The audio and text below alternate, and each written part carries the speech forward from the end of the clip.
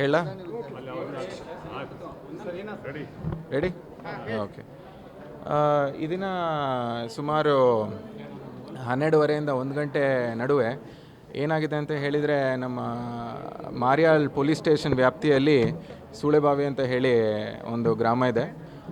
ಆ ಜಾಗ ಸಮಯದಲ್ಲಿ ಒಂದು ಬಸ್ CBTಯಿಂದ ಸ್ಟಾರ್ಟ್ ಮಾಡಿ ಆ ಜಾಗಕ್ಕೆ ಪ್ರಯಾಣ ಮಾಡ್ತಿರೋ ಸಂದರ್ಭದಲ್ಲಿ ಬಸ್ ಡ್ರೈವರು ಮತ್ತು ಕಂಡಕ್ಟರ್ ಅವರಿಗೆ ಬಸ್ಸಲ್ಲಿ ಕೂತಿದ್ದ ಒಂದು ಹುಡುಗ ಒಂದು ಹುಡುಗಿಗೆ ಒಂದು ಮಾತಿನ ಚಕಮಕಿ ನಡೆಯುತ್ತೆ. ಮಾತಿನ ಚಕಮಕಿ ನಡೆಯೋ ಕಾರಣ ಏನು ಅಂತ ಹೇಳಿದರೆ, ನಮ್ಮ ಕಂಡಕ್ಟರ್ಗೆ ಮಾತಾಡಿದಾಗ ಕಂಡಕ್ಟರ್ ಏನು ಹೇಳ್ತಾರೆ ಅಂತ ಹೇಳಿದರೆ, ಅವರು ಟಿಕೆಟ್ ಕೊಡಲಿಕ್ಕೆ ಹೋಗ್ತಾರೆ. ಟಿಕೆಟ್ ಕೊಡೋ ಸಂದರ್ಭದಲ್ಲಿ ಅವರು ಟಿಕೆಟ್ 1-2 ಟಿಕೆಟ್ ಕೇಳ್ತಾರೆ. ಅವರು ಮರಾಠಿಯಲ್ಲಿ ಕೇಳ್ತಾರೆ ಅಂತ ಹೇಳಿ ಕಂಡಕ್ಟರ್ ಹೇಳ್ತಾರೆ. ಕಂಡಕ್ಟರ್ ಅವರಿಗೆ ಮರಾಠಿ ಬರೆದಿರೋ ಕಾರಣ ಅವರು ಕನ್ನಡದಲ್ಲಿ ಮಾತಾಡ್ತಾರೆ. ಆ ವಿಚಾರಕ್ಕೆ ಕಂಡಕ್ಟರ್ಗೆ ನಾವು ಮಾತಾಡಿದಾಗ ಅವ್ರು ಏನಂತ ಹೇಳ್ತಾರೆ ಅಂತ ಹೇಳಿದರೆ, ನೀವು ಮರಾಠಿ ಕಲಿಬೇಕು ಹಾಗೆ ಹಿಂಗೆ ಅಂತ ಹೇಳ್ತಾರೆ ಅಂತ ಹೇಳಿ ಆ ವಿಚಾರಕ್ಕೆ ಅವರಲ್ಲಿ ಆರ್ಗ್ಯುಮೆಂಟ್ ಸ್ಟಾರ್ಟ್ ಆಗುತ್ತೆ. ಅಲ್ಲೇ ಇದ್ದಿದ್ದ ಯುವಕ ತನ್ನ ಫ್ರೆಂಡ್ಸಿಗೆ ಫೋನ್ ಮಾಡ್ತಾನೆ ಅಂತ ಹೇಳ್ತಾರೆ. ಅಲ್ಲಿಂದ ಬಂದಿದ್ದೊಂದು 2 ಬೈಕಲ್ಲಿ ಬಂದಿದ್ದೊಂದು 4-5 ಜನ ಯುವಕರು ಸೇರಿ ಈ ಹುಡುಗ ಸೇರಿ ಆ ಕಂಡಕ್ಟ್ರಿಗೆ ಮತ್ತು ಡ್ರೈವರಿಗೆ ಹೊಡೆದಿರ್ತಾರೆ. ಡ್ರೈವರ್ನ ಈ ಸಮಯದಲ್ಲಿ ನಮ್ಮ ಸಿವಿಲ್ ಹಾಸ್ಪಿಟ್ಲಲ್ಲಿ ಅಡ್ಮಿಟ್ ಮಾಡಿರ್ತಾರೆ ಮತ್ತು ಅವ್ರಿಗೆ ಚಿಕಿತ್ಸೆ ಕೂಡ ಆಗ್ತಿದೆ. ಭಾಳಷ್ಟು ಅವ್ರಿಗೆ ಒಳಪೆಟ್ಟೆಲ್ಲ ಆಗಿದೆ.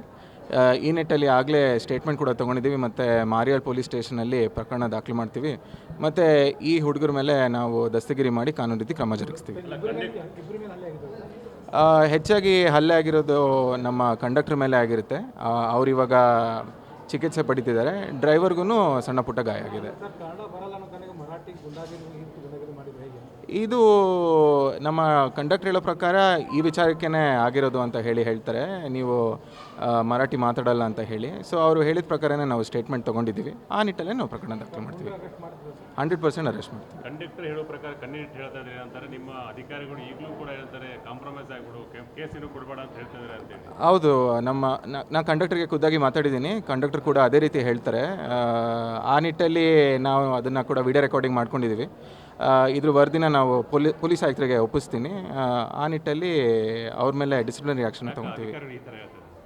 ಅದು ವಿಚಾರಣೆ ಮಾಡಬೇಕಾಗುತ್ತೆ ಏನಕ್ಕೆ ಹಂಗೆ ಆಗಿದೆ ಅಂತ ಹೇಳಿ. ಈಗ ತಾನೇ ನನಗೆ ವಿಚಾರ ತಿಳಿದು ಬಂದಿದ್ದು. ನಾ ಬಂದು ನನ್ನ ಮೊದಲನೇ ಆದ್ಯತೆ ಏನಾಗಿರುತ್ತೆ ಅಂತ ಹೇಳಿದರೆ, ಇವ್ರಿಗೆ ನಾವು ಫಸ್ಟ್ ಅರೆಸ್ಟ್ ಮಾಡೋದು ಆದ್ಯತೆ ಆಗಿರುತ್ತೆ. ಮುಂದಿನದರಲ್ಲಿ ನಮ್ಮ ಸ್ಟೇಷನ್ ವ್ಯಾಪ್ತಿಯಲ್ಲಿ ಏನನ್ನ ಲೋಪದೋಷ ಇದೆ ಅದ್ರ ಬಗ್ಗೆ ನಾವು ಕ್ರಮ ಜರುಗಿಸ್ತೀವಿ.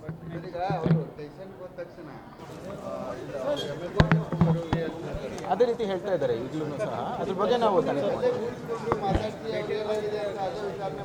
ಇಲ್ಲ, ಅದೇ ಈ ಕಂಡಕ್ಟರ್ ಕೂಡ ಹಂಗೆ ಹೇಳಿದ್ದಾರೆ ನನಗೆ. ನಾನು ವಿಚಾರಣೆ ಮಾಡಿದ್ದೀನಿ ಅವರಿಗೆ. ಕಂಡಕ್ಟರ್ ಕೂಡ ಹಂಗೆ ಹೇಳಿದ್ದಾರೆ.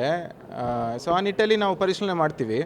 ಅದ್ರ ಬಗ್ಗೆ ನಾನು ಪೊಲೀಸ್ ಆಯುಕ್ತರಿಗೂ ಕೂಡ ಗಮನಕ್ಕೆ ತೊಗೊಂಬರ್ತೀನಿ ಮತ್ತು ಡಿಸಿಪ್ಲಿನರಿ ಆ್ಯಕ್ಷನ್ ಏನಿದೆಯೋ ಅದ್ರ ಮೇಲೆ ನಾವು ಮಾಡ್ತೀವಿ.